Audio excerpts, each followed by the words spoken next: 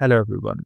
In this video, I'm going to show you how to use the enlarge command in Surface. So let's start. First, I would suggest you to watch my video on extend sheet so that you can understand the concepts of the enlarge command. Now let's start with the enlarge. The command will be in Surface, then just go to edit, and here you'll find more. Just click on it and then go to enlarge. As per the definition, it is going to changes the size of an untrimmed sheet or face.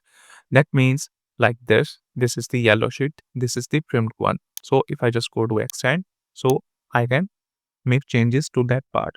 However, in the case of enlarge, if I click on this and then click on this, it will make the sheet to be untrimmed like this. So you can see this is untrimmed sheet.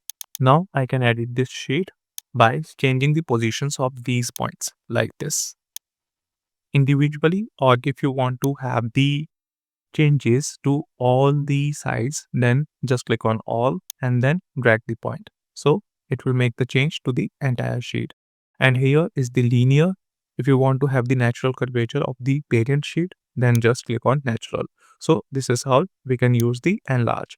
Let's tap on the this shape. Just go to more and then go to enlarge. Click on it. And then we can just move these points, and this is how we can increase or decrease the size of the sheet. So why do we need the enlarge?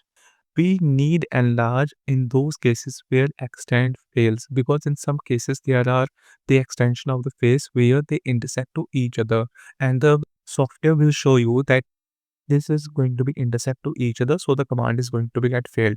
In that case, we are going to use the enlarge command. Okay, so just go to more, just go to enlarge, and here I'm just going to have on this. Now just have the extensions like this, and this is linear, so I'm just going to have the natural.